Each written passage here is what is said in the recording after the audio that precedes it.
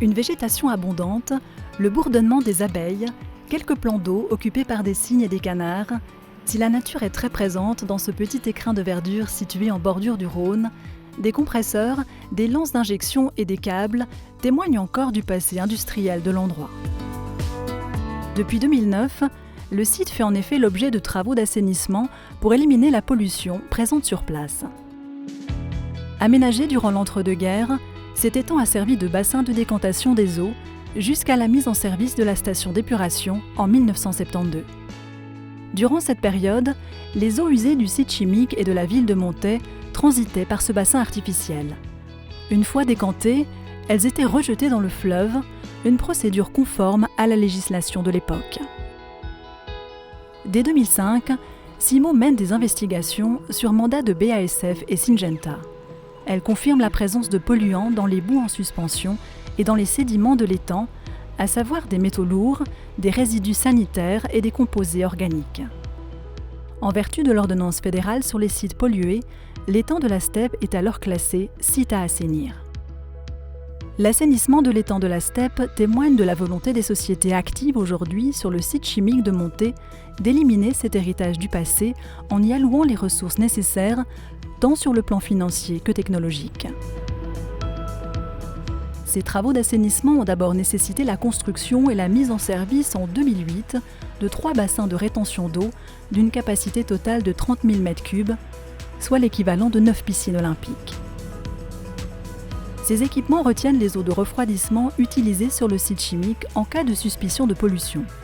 Cette fonction était assurée depuis 1972 par l'étang de la Steppe, d'où la construction de ces nouveaux bassins. En parallèle, une installation de pompage et de traitement des eaux souterraines a été installée à l'aval de l'étang. Véritable barrage hydraulique, elle capte les polluants infiltrés dans le sol et protège la nappe phréatique.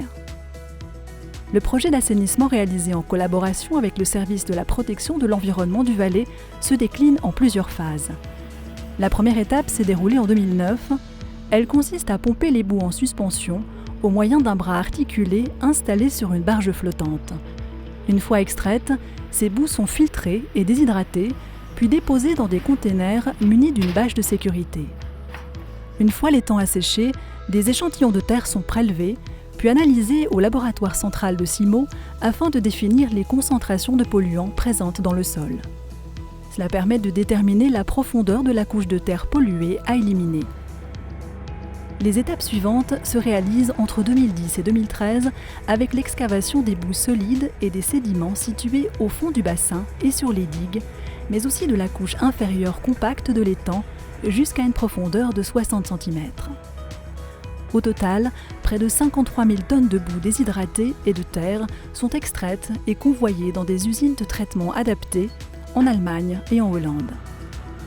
À la fin de ce traitement, plus de 99% de la source de pollution est éliminée. Reste la pollution résiduelle. La méthode appliquée dès 2014 vise à injecter de l'air en légère surpression dans le sous-sol afin d'accélérer le processus de dégradation naturelle de ces résidus. Cet apport en oxygène, effectué au moyen de lances d'injection enfoncées à plusieurs mètres de profondeur, accélère l'oxydation des résidus tout en optimisant l'efficacité des micro-organismes présents dans notre environnement. Ces derniers ont la particularité de dégrader les composés organiques, à l'instar des traitements biologiques réalisés dans une station d'épuration. Pour ce faire, un réseau composé de 80 lances d'injection d'air quadrille le secteur. Leur positionnement garantit une diffusion homogène de l'air dans le sol. L'évolution de la situation fait l'objet d'un suivi minutieux. Pendant cette période, la végétation est régulièrement coupée pour réduire l'apport de débris organiques au sol. Cet entretien périodique dynamise également la biodiversité qui s'est développée sur cette zone. Ce traitement se poursuivra jusqu'à ce que tous les objectifs d'assainissement fixés par l'État du Valais soient atteints. Il appartiendra dès lors à la commune de Montet, propriétaire de la parcelle, d'étudier la réaffectation du site. Véritable poumon économique du Chablais, le site chimique de Montet est en activité depuis plus d'un siècle. Si nous disposons d'infrastructures à la pointe de la technologie en matière de sécurité et de protection de l'environnement, nous devons composer avec l'assainissement de sites potentiellement nuisibles hérités du passé. C'est désormais chose faite avec l'étang de la Steppe. Le coût total des travaux, près de 40 millions de francs, est la contribution du site chimique en faveur des générations futures, une économie prospère et gage d'emploi, dans un environnement propre et parfaitement sécurisé.